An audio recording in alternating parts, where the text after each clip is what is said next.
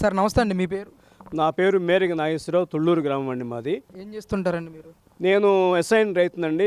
పొలం అంతా పూలింగ్కి ఇచ్చి మరి గవర్నమెంట్ ఇచ్చే కౌలుతో ఆధారపడి బతుకుతున్నామండి ప్రస్తుతానికి. మరేంటండి అసలు రేపు 2వ తారీఖున మోడీ గారు అమరావతికి రాబోతూ ఉన్నారు. మళ్ళీ పునఃశంకుస్థాపన చేయడానికి ఆ కార్యక్రమంలో ఆయన పాల్గొనడానికి ఇప్పటికే కూటమి ప్రభుత్వం ఆయన్ని ఆహ్వానించడం మీకు ఎలా అనిపిస్తుంది? అసలు ఈ 11 నెలల నుంచి కూడా అమరావతి విషయంలో కేంద్రం ఏమన్నా సపోర్ట్ ఇచ్చిందంటారా? ఆయన నిర్ణయాలు ఎలా ఉన్నాయి? మోడీ రావడం వల్ల ఎంతవరకు ఉపయోగం ఉంటుందంటారు రాష్ట్రానికి?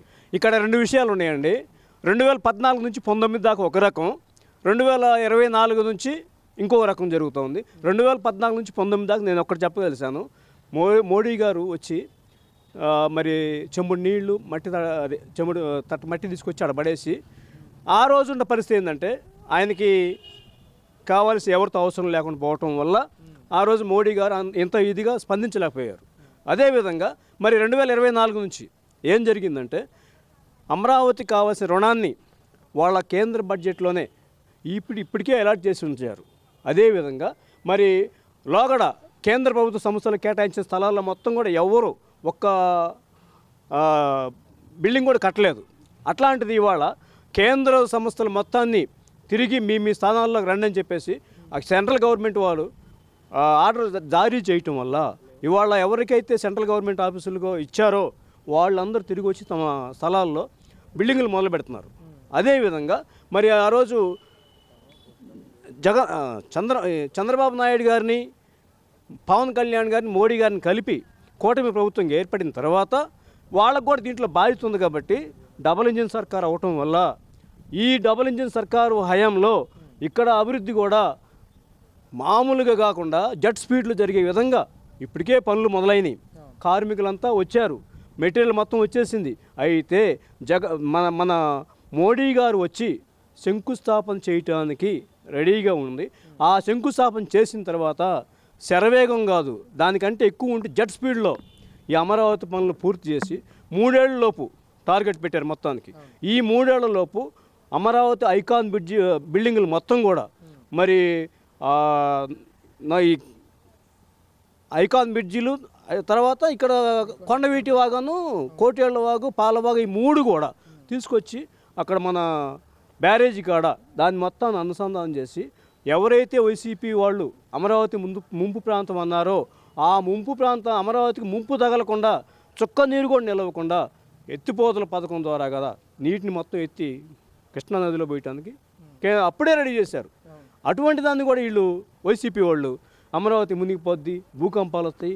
భూకంపాలు ఎక్కడ రావట్లేదు, వస్తాయి అందరికీ. అయితే ఒక్కటి చెప్తున్నామండి, అమరావతి మునిగిపోవటం అనేది భారతదేశం మ్యాప్ మొత్తం మునిగిపోయిన తర్వాత అమరావతి మునిగిపోయింది. ఇది మాత్రం నేను చెప్పగలను. ఎందుకంటే ఇక్కడ చుక్క నీరు నిల్వ లేకుండా అక్కడ కొండవీటి వాగు దగ్గర లిఫ్ట్ ఇరిగేషన్ పెట్టేశారు. 2014లో పెట్టేది. అటువంటి దాన్ని కూడా వీళ్ళు ఓర్చుకోలేక అమరావతి డెవలప్ అయితే వాళ్ళ ఆటలు సాగవని చెప్పేసి 3 రాజధానులు పబ్బం గడుపుకోవటం కుదరదని చెప్పేసి వాళ్ళు ఒకే పనిగా మరి మొన్న కూడా వరల్డ్ బ్యాంక్ వాళ్ళకి ఈమెయిల్ పంపేసి రుణాలు ఇవ్వద్దు. అయితే ఈసారి వరల్డ్ బ్యాంక్ కూడా నమ్మల, వైసీపీ వాళ్ళని నమ్మకపోగా మరి వాళ్ళు ఏదైతే ఈమెయిల్ పంపారో అంతకంటే స్పీడ్గా అమరావతికి రుణం శాంక్షన్ చేశారు. ఆ రుణం శాంక్షన్ చేయడంతోనే అమరావతి జెట్ స్పీడ్తో, అమరావతి ఒక్కటే కాదు, కూటమి ప్రభుత్వం డబుల్ ఇంజిన్ సర్కార్ అవటం వల్ల అమరావతిలో ఉన్న ఆంధ్రప్రదేశ్లో ఉన్న 26 జిల్లాలు కూడా శరవేగంగా అభివృద్ధి చెందుతూ ఉన్నాయి. ఇటువంటి అభివృద్ధి చూసి ఓర్వలేక జగన్మోహన్ రెడ్డి కుళ్ళుకొని శవ రాజకీయాలు, హత్యా రాజకీయాలు మొదలుపెట్టాడు. ఇటువంటి అసలు ముఖ్యంగా ఈ 11 నెలల నుంచి కూడా ప్రతి నెల ఒక అంశం బయటకు వస్తూ ఉంది అమరావతి విషయంలో.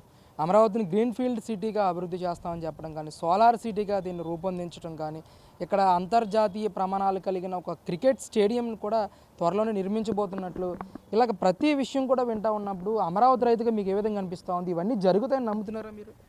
ఇవన్నిటికి కూడా ఐకాన్ బ్రిడ్జిలకు 3 సంవత్సరాలు ఏ విధంగా అయితే టార్గెట్ పెట్టారో మరి క్రికెట్ స్టేడియానికి కానీ, గ్రీన్ ఫీల్డ్ దానికి కానీ, మరి సోలార్ సిటీకి కానీ, సోలార్ సిటీ అయితే మనకి ఇంధన వనరులు కొద్దిగా ఉంటాయి, బొగ్గు కానీ ఏదన్నా కానీ కొద్దిగా ఉంటాయి. అటువంటి వనరులను ఇప్పుడే చేసుకుంటే మరి భవిష్యత్తు తరాలకు మనమే అప్పచెప్తాం. అటువంటిది సోలార్ విద్యుత్ అభివృద్ధి చేస్తే, మరి జల విద్యుత్ అభివృద్ధి చేస్తే, విండో విద్యుత్ అభివృద్ధి చేస్తే వీటి ద్వారాగా 30-40% కరెంటు మనకి ఎగస్ట్రా రావటం వల్ల మనం వనరులు లాపట్నే ఉంటాయి. కాబట్టి ఈ అసలు ఇక్కడ మేము అమరావతి పౌరులకు ఎంతో గర్విస్తున్నామండి. ఈ పనులన్నీ ఒక టైం టు టైం జరిగితే అసలు అమరావతి ప్రపంచంలోనే నెంబర్ 1 సిటీ అవటానికి అవుతుందని మేము అసలు ఎప్పుడూ కోరుకుంటా ఉన్నాం, ఆశపడుతున్నాం. ఈ చంద్రబాబు డబుల్ ఇంజిన్ సర్కార్ రావటం వల్ల మాకెంతో గర్వంగా ఉంది. ప్రస్తుతం అమరావతిలో పరిస్థితి ఏంటి? గతంలో వదిలేసిన నిర్మాణాలను ముందుకు తీసుకెళ్తా ఉన్నారు. అసలు ఎలాంటి పనులు మొదలయ్యాయి అంటారు అమరావతిలో? అమరావతిలో ఎమ్మెల్యే క్వార్టర్స్ కానీ, మరి ఎమ్మెల్సీ క్వార్టర్స్ కానీ, గ్రేడ్ 1 ఉద్యోగస్తులు కానీ, ఐఏఎస్ బిల్డింగ్లు కానీ మొత్తం కూడా పనులు ఆల్రెడీ మొదలై చివరి దశకు వచ్చేసింది. అప్పుడు 70% జరిగిన పనులని ఈ చివరి దశకు తీసుకొచ్చేసారు. నాకు తెలిసి బహుశా మోడీ గారు ముందు రావడంతోనే సిఆర్డిఏ ఆఫీస్ కూడా కంప్లీట్ అయిపోయింది. కంప్లీట్ అయ్యి మరి ఓపెనింగ్కి రెడీ అవుతుంది. 10 నెలల్లోనే ఆ రోజు వదిలిపెట్టిన 20%ని అప్పుడు 5 సంవత్సరాలు పడితే ఈ 10 నెలల్లోనే 20% ఫుల్ఫిల్ చేశారు. ఈ ఫుల్ఫిల్ చేయటం వల్ల అది ఎంత అభివృద్ధిగా చేస్తున్నారు, ఎంత శరవేగంతో చేస్తున్నారో ఒక్కసారి మీరు కూడా ఆలోచించాలి. అమరావతి పనులంటేనే ఇవాళ అమరావతి పనుల కోసం ఎవరిని దేహి అనాల్సిన అవసరం లేదండి. అమరావతి స్వయం సమృద్ధి నగరం. ఈ అమరావతికి కావాల్సిన నిధులను అదే డెవలప్ చేసుకుంటుంది. అటువంటి పరిస్థితుల్లో డబ్బులన్నీ అమరావతి తీసుకెళ్ళి పెడుతున్నారు. అమరావతికి ఎవరూ ఇవ్వట్లేదండి. అమరావతికి కావాల్సిన డబ్బులు అప్పుగా తెచ్చుకుంటున్నాము. గ్రాంట్లో ఇస్తున్నారు. సెంట్రల్ గవర్నమెంట్ కానీ, ఆసియా బ్యాంక్ కానీ, వరల్డ్ బ్యాంక్ కానీ, జర్మనీ ఏ బ్యాంక్ అన్నా కానీ అది రుణంగా ఇస్తున్నారు. అది రాష్ట్ర బడ్జెట్లో కానీ, రాష్ట్ర ప్రజల మీద కానీ ₹1 కూడా పడదు. అటువంటి పరిస్థితుల్లో అమరావతి తనంతట తాను అభివృద్ధి చెందడానికి ఎంతో అవకాశం ఉంది.